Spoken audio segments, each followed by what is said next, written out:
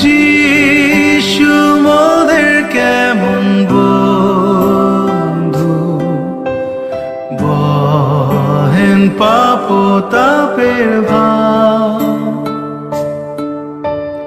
মনের কথা ঈশ্বর শুনে বলিলে হয় সুখপার। প্রভু যীশু খ্রিস্টের সর্বশ্রেষ্ঠ নামে আপনাদের সকলকে শুভেচ্ছা। পবিত্র বাইবেলের মতিরচিত সুসমাচার 17 অধ্যায় 4 পদে আমরা এভাবে পড়ি, তখন পিতর যীশুকে বললেন, প্রভু, আমাদের এখানে থাকা ভালো। যদি আপনার ইচ্ছা হয় তবে আমি এখানে 3টি তাঁবু তৈরি করি, একটি আপনার জন্য, একটি মসির জন্য এবং একটি এলিয়ের জন্য। প্রভু যীশু খ্রিস্ট যখন পিতর, যোহন ও যাকবকে একটি উঁচু পাহাড়ে নিয়ে গিয়ে রূপান্তরের মাধ্যমে তার মহিমা প্রকাশ করেছিলেন, তখন তারা মসি ও এলিয়কে প্রভুর সঙ্গে মহিমায় কথা বলতে দেখলেন।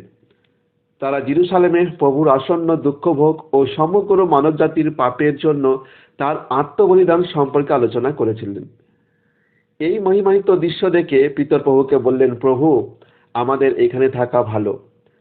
যদিও সেই পাহাড় ছিল উঁচু, দুর্গম, নির্জন, শীতল ও অন্ধকারাচ্ছন্ন, তবুও পিতর বললেন, এখানে থাকা ভালো। এটি শুধু পিতরের নয়, অন্য শিষ্যদেরও একই অনুভূতি ছিল। তাই তিনি বললেন, আমাদের এখানে থাকা ভালো। যারা সত্যিই প্রভু যীশু খ্রিস্টকে ভালোবাসেন এবং পবিত্র জীবনযাপন করতে চান, তারাও একই কথা বলবেন, আমাদের এখানে থাকা ভালো।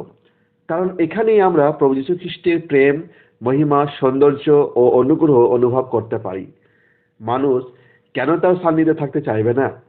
তিনি সেই প্রভু যিনি সমগ্র মানব জাতির পাপের বোঝা নিজের উপর বহন করেছিলেন। আমাদের পরিত্রাণের জন্য তিনি কালভারির ক্রুশে নিজের জীবন উৎসর্গ করেছিলেন এবং তৃতীয় দিনে মৃতদের মধ্য থেকে পুনরুত্থিত হয়েছিলেন। পাপের বোঝা ও তার ভয়াবহ পরিণামের কারণে মানুষ আজ দুঃখ, হতাশা ও অশান্তিতে জীবন কাটাচ্ছে।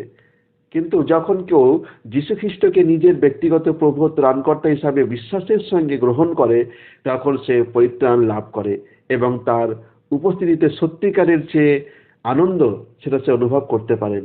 আপনি কি চান না এই আনন্দকে অনুভব করার জন্য? শোনার জন্য ধন্যবাদ।